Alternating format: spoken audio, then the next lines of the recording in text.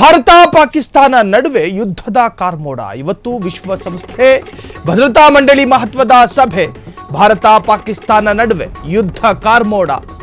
ಇವತ್ತು ವಿಶ್ವಸಂಸ್ಥೆ ಭದ್ರತಾ ಮಂಡಳಿ ಮಹತ್ವದ ಸಭೆಯನ್ನು ಕರೆದಿದೆ. ಪಾಕಿಸ್ತಾನದ ಮನವಿ ಮೇರೆ ನಡೆಯುತ್ತಿರತಕ್ಕಂತಹ ತುರ್ತು ಸಭೆ ಇದು. ಪಹಲ್ಗಾಮ್ ದಾಳಿ ಬಳಿಕ ಎರಡು ರಾಷ್ಟ್ರಗಳ ಸಂಘರ್ಷಗಳ ಸಂಬಂಧ ಸಭೆ ಇದು. ಭದ್ರತಾ ಮಂಡಳಿಯಲ್ಲಿ ತಾತ್ಕಾಲಿಕ ಸದಸ್ಯ ರಾಷ್ಟ್ರವಾಗಿರುವಂತಹ ಪಾಕಿಸ್ತಾನ ಭದ್ರತಾ ಮಂಡಳಿಯಲ್ಲಿ ಸದ್ಯ ತಾತ್ಕಾಲಿಕ ಸದಸ್ಯ ರಾಷ್ಟ್ರವಲ್ಲ.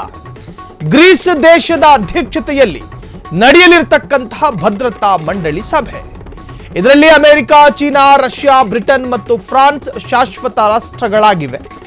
ಭದ್ರತಾ ಮಂಡಳಿಯಲ್ಲಿರ್ತಕ್ಕಂತಹ 10 ತಾತ್ಕಾಲಿಕ ಸದಸ್ಯ ರಾಷ್ಟ್ರಗಳು, ಅದರಲ್ಲಿ ಅಲ್ಜೀರಿಯಾ, ಡೆನ್ಮಾರ್ಕ್, ಗ್ರೀಸ್, ಗುಯಾನಾ, ಪಾಕಿಸ್ತಾನ ಜೊತೆಗೆ ಪನಾಮವು ಕೂಡ, ದಕ್ಷಿಣ ಕೊರಿಯಾ, ಸಿರೆರಾ ಲಿಯೋನ್, ಸ್ಲೋವೇನಿಯಾ, ಸೊಮಾಲಿಯಾ. ಹೀಗೆ ಮೇ ತಿಂಗಳ ಭದ್ರತಾ ಮಂಡಳಿ ಸಭೆಯ ಅಧ್ಯಕ್ಷತೆಯನ್ನ ಗ್ರೀಸ್ ದೇಶ ವಹಿಸಿತ್ತು. ಭಾರತ ಪಾಕಿಸ್ತಾನ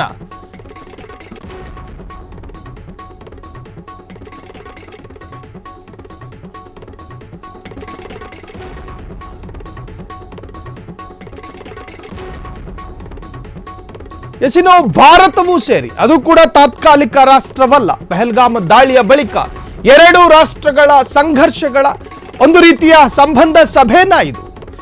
ಈಗ ಇದರ ಅನಿವಾರ್ಯತೆ ಇದೆಯಾ? ಭದ್ರತಾ ಮಂಡಳಿಯಲ್ಲಿ ಸದ್ಯ ತಾತ್ಕಾಲಿಕ ಸದಸ್ಯ ರಾಷ್ಟ್ರವಲ್ಲ.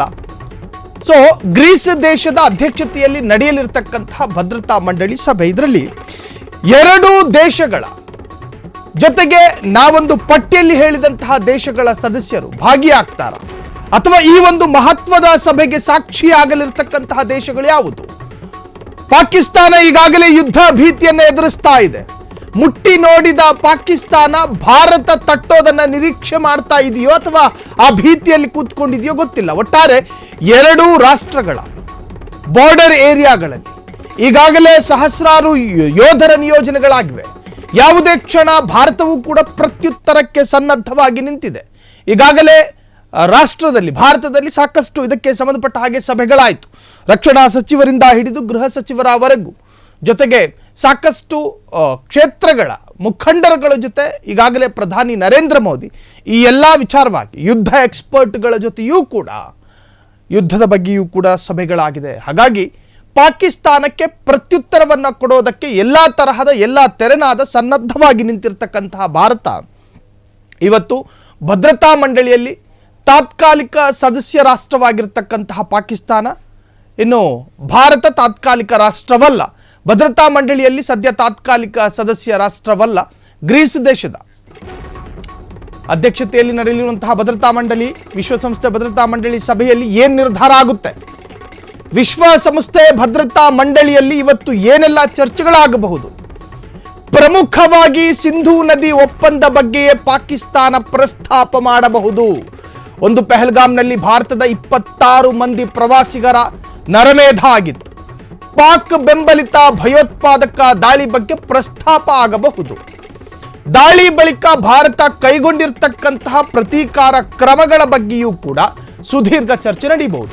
ಇನ್ನು 1960ರಲ್ಲಿ ಮಾಡಿಕೊಂಡ ಭಾರತ ಮತ್ತು ಪಾಕಿಸ್ತಾನ ಸಿಂಧು ಒಪ್ಪಂದ ಅಮಾನತಾಗಬಹುದಾ? ಪಾಕಿಸ್ತಾನಿಗಳಿಗೆ ಭಾರತ ಬಿಟ್ಟು ತೆರಳುವಂತೆ ಸೂಚನೆ, ಆ ವಿಚಾರವಾಗಿಯೂ ಚರ್ಚೆ ನಡೆಯಬಹುದು.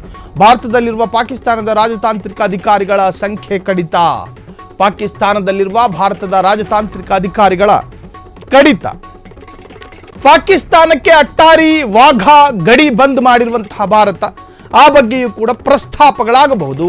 ಪಾಕಿಸ್ತಾನದ ಎಲ್ಲ ರೀತಿಯ ಆಮದಿಗೆ ಭಾರತದಿಂದ ನಿರ್ಬಂಧ, ಬ್ಯಾಕ್ ಟು ಬ್ಯಾಕ್ ಪೆಟ್ಟು ಕೊಟ್ಟ ಭಾರತ ಅದನ್ನ ಸಹಿಸಿಕೊಳ್ಳೋದಕ್ಕೆ ಸಾಮರ್ಥ್ಯವೂ ಇಲ್ಲ, ಸಹಿಸಿಕೊಳ್ಳುವಂತಹ ಶಕ್ತಿಯು ಪಾಕಿಸ್ತಾನಕ್ಕಿಲ್ಲ. ಸಿಂಧು ಜಲ ಒಪ್ಪಂದದಿಂದ ಹಿಡಿದು ಆಮದು ರಫ್ತಿನವರೆಗೂ ಕೂಡ ಭಾರತ ಕೊಟ್ಟ ಏಟು ಇತಿಹಾಸದ ಈ ಹಿಂದೆ ಎಂದೂ ಕೂಡ ಸಂಭವಿಸಿಲ್ಲ. ಈ ಹಿಂದೆ ಯುದ್ಧಕ್ಕೆ ಬೇಕಾದಂತಹ ಅಥವಾ ಬೇರೆ ಬೇರೆ ಪ್ರಯೋಗಗಳಾಯ್ತೆ ಹೊರತು ಪಾಕಿಸ್ತಾನದ ವಿರುದ್ಧ. ಆದರೆ ಭಾರತ ಈ ಬಾರಿ ಕೈಗೊಂಡಿರ್ತಕ್ಕಂತಹ ಈ ಒಂದು ಮಹತ್ವದ ನಿರ್ಧಾರಗಳಿದಾವಲ್ಲ, ಈ ಮಹತ್ವದ ನಿರ್ಧಾರಗಳು ಪಾಕಿಸ್ತಾನವನ್ನ ಒಂದು ರೀತಿಯಲ್ಲಿ ಭಯಕ್ಕೆ ಒಳಪಡಿಸಿದೆ. ಒಂದು, ಪಾಕಿಸ್ತಾನದ ಪ್ರಜೆಗಳನ್ನ ಭಾರತದಿಂದ ಕಳುಹಿಸಿಕೊಟ್ಟಿದ್ದು, ಜೊತೆಗೆ ಸಿಂಧೂ ನದಿ ಒಪ್ಪಂದವನ್ನ ರದ್ದು ಮಾಡಿದ್ದು, ಪಾಕಿಸ್ತಾನಿಗಳನ್ನ ಭಾರತದಿಂದ, ಅದರಲ್ಲೂ ಕೂಡ ಅಲ್ಲಿನ ರಾಯಭಾರಿಗಳನ್ನು ಕೂಡ ಕಳಿಸಿಕೊಟ್ರು. ಅದಾದ ನಂತರ ಆಮದುಗಳನ್ನ ನಿಲ್ಲಿಸಿಬಿಡ್ತು ಭಾರತ. ಆಮದು ಅದನ್ನು ಕೂಡ ನಿಲ್ಲಿಸಿದಂತಹ ಭಾರತ ಕ್ಷಣ ಕ್ಷಣಕ್ಕೂ ಅಟ್ಟಾರಿ ವಾಘಾ ಗಡಿಯನ್ನ ಬಂದ್ ಮಾಡ್ತು. ನಮ್ಮ ವಾಯುಮಾರ್ಗವನ್ನು ಕೂಡ ಪಾಕಿಸ್ತಾನ ಬಳಸಿಕೊಳ್ತಾ ಇದ್ದಂತಹ ಭಾರತದ ವಾಯುಮಾರ್ಗ, ಆ ವಾಯುಮಾರ್ಗವನ್ನು ಕೂಡ ಬಂದ್ ಮಾಡ್ತು ಭಾರತ. ಪಾಕಿಸ್ತಾನದ ಎಲ್ಲ ಏರ್ಲೈನ್ಸ್ಗಳು ಅಕ್ಷರಶಃ ನಷ್ಟದಲ್ಲಿದೆ. ಪಾಕಿಸ್ತಾನದಿಂದ ಥೈಲ್ಯಾಂಡ್ ಹೋಗಬೇಕು ಅಂದ್ರೆ ಭಾರತವನ್ನ, ಉದಾಹರಣೆ ಹೇಳ್ತಾ ಇರೋದು, ಭಾರತವನ್ನ ಬಳಸ್ಕೊಂಡು ಹೋಗಬಹುದಾಗಿತ್ತು 4-5 ಗಂಟೆಗಳಲ್ಲಿ. ಆದರೆ ಈಗ ಭಾರತ ವಾಯುಮಾರ್ಗವನ್ನು ಬಂದ್ ಮಾಡಿದೆ.